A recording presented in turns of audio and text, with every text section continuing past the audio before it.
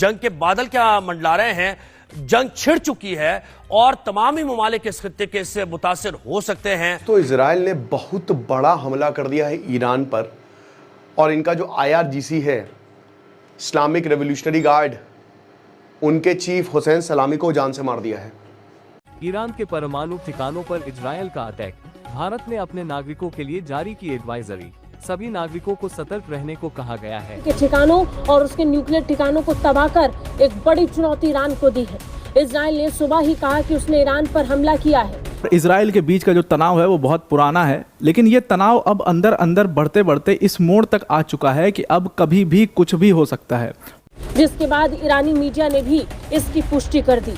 लेकिन सबसे बड़ी खबर जो इस वक्त आ रही है वो ईरान के रेवोल्यूशनरी गार्ड चीफ हुसैन सलामी को लेकर। कहा जा रहा है कि ईरान के रेवोल्यूशनरी गार्ड के चीफ हुसैन सलामी की इस हमले में मौत हो गई। आपको पेशरफ्त के हवाले से अपडेट किया जा रहा है। ईरान ने इजराइल पर जवाबी हमला किया है। ईरान ने 100 से ज़्यादा ड्रोन्स के साथ हमला किया है और इजरायली फौज की जानिब से इस खबर की बाकायदा तौर पर तस्दीक भी कर दी है। लेकिन पाकिस्तान अगर अमेरिका के साथ इन्वॉल्व हो गया तो ईरान पाकिस्तान का बैंड बजा देगा। तो कि इनके टॉप रेवोल्यूशनरी गार्ड के जो चीफ थे, जिनका नाम हसन सलामी था, जैसे पहले हुसैन सुलेमानी था, कासिम सुलेमानी था, उन्हीं की तरह जो उनके पद पर व्यक्ति था जिनका नाम था हुसैन सलामी, वो इस हमले के अंदर मारे जा चुके हैं। ये यहाँ की फिलहाल हेडलाइंस हैं, कुछ मिनट पहले के ये अपडेट्स हैं। ईरान के रेवोल्यूशनरी गार्ड के चीफ हुसैन सलामी अब नहीं रहे और इस तरह। हाय फ्रेंड, स्वागत है आपका ये आज की खबर में। तो दोस्तों, इजराइल ने ईरान पर बहुत बड़ा हमला किया है।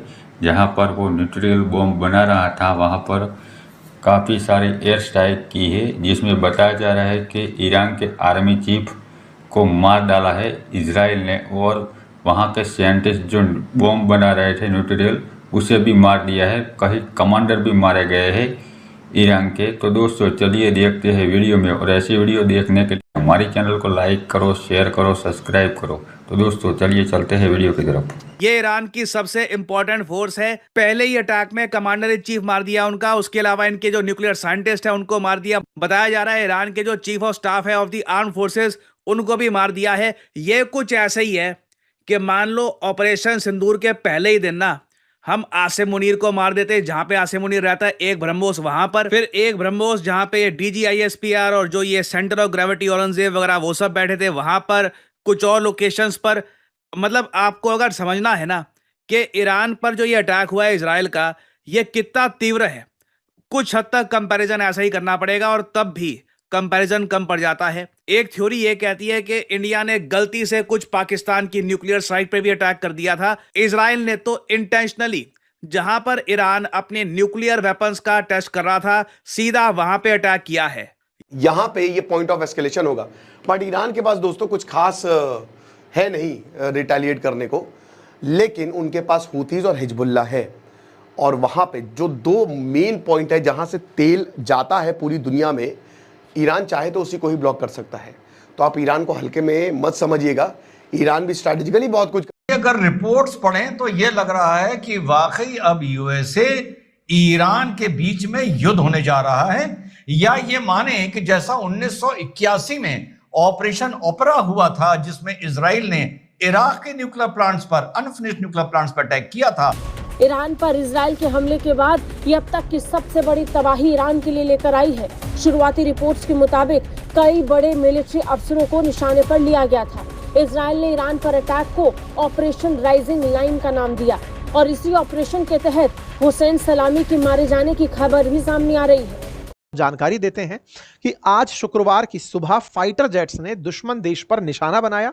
न्यूयॉर्क टाइम्स की माने तो इजराइल की सेना ने तेहरान के आसपास कम से कम 6 सैन्य ठिकानों को निशाना बनाया। इनमें से 4 जगहों पर परमाणु ठिकाने थे। ईरान की सरकारी मीडिया ने भी इसकी पुष्टि की है। इजरायली हमले में इस्लामिक रेवोल्यूशनरी गार्ड कॉर्प्स यानी IRGC के कमांडर हुसैन सलामी की मौत की पुष्टि हुई है। हमले में ईरान के 2 प्रमुख परमाणु वैज्ञानिक मोहम्मद मेहदी तेहरानची और फरदून अब्बासी भी मारे गए हैं। इजराइल ने दावा किया है कि हमले में ईरान के आर्मी चीफ मोहम्मद बाघेरी, सेना के अन्य बड़े अधिकारी और कुछ वरिष्ठ परमाणु वैज्ञानिक भी मारे गए हैं।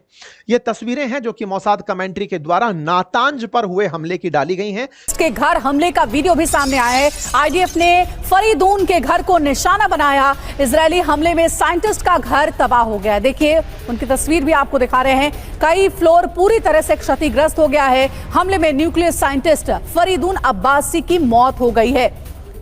कि नातांज में परमाणु फैसिलिटी पर कुछ इस तरह से हमला हुआ है। कुछ इस तरह की वीडियो फुटेजेस भी निकल कर आई हैं। देखिए, पूरी दुनिया को यह पता है कि ईरान लगातार परमाणु हथियार विकसित करने का प्रयास कर रहा है। पूरी दुनिया को पता है कि यूरेनियम एनरिचमेंट का काम ईरान कर रहा है। इनका न्यूक्लियर प्रोग्राम शुरू हो जाता है। न्यूक्लियर प्रोग्राम जैसे ही अमेरिका को पता चलता है कि अगर एक बार किसी के पास न्यूक्लियर वेपन आ गया तो प्रॉब्लम हो जाएगी। और ईरान अब अमेरिका के कंट्रोल में तो है नहीं, इजराइल भी डरा हुआ है। अमेरिका डायरेक्ट ये काम नहीं करता, इजराइल से करवाता है। तो उसके बाद फिर लंबा सैंक्शन का वक्त चलता है। लेकिन फिर ईरान को लगता है कि यार अब ऐसे तो चलेगा नहीं काम, तो फिर अमेरिका से थोड़ी बहुत नज़दीकियाँ जो है वो बढ़ाने लगता है। और फिर बराक ओबामा JCPOA लेके आते हैं ताकि आप जो है वो पीसफुल तरीके से अपनी न्यूक्लियर एनर्जी का यूज़ कर सको। लेकिन फिर 2016 में जब डोनाल्ड ट्रंप आते तो JCPOA का प्लेन बना के उड़ा देते हैं, कहता कि कुछ नहीं होगा। और उसके बाद से लेकर अभी तक 2024 आ गया है, ईरान के रिश्ते अमेरिका से हर दिन खराब होते जाए। और उसमें इजराइल नया एक्टर आ गया है। और इजराइल आपको पता ही है भैया, वो तो थ्रेट टू सर्वाइवल। तो यहाँ पे बेंजामिन नेतन्याहू ने भी यही बोला है कि जो स्टेटमेंट है वो ये वापस ले। नेतन्याहू ने बोला है कि हमने ऑपरेशन राइजिंग लाइन जो है वो लॉन्च किया है और पूरी दुनिया ने देखा कि हम क्या कर सकते हैं। मिलिट्री ऑपरेशन है जो ईरान की थ्रेट है ना कि इजराइल वेरी सर्वाइवल, ये ऑपरेशन तब तक कंटिन्यू रहेगा जब तक इस थ्रेट को ही हम रिमूव नहीं कर देंगे। तो इतनी बड़ी बात तो यहाँ पे बेंजामिन नेतन्याहू ने बोल दी। और इस तरीके की तस्वीरें थी, ठीक है, यहाँ पे बहुत बड़ा लाउड एक्सप्लोजन हुआ और उसके बाद फिर सब कुछ धुआं धुआं हो गया।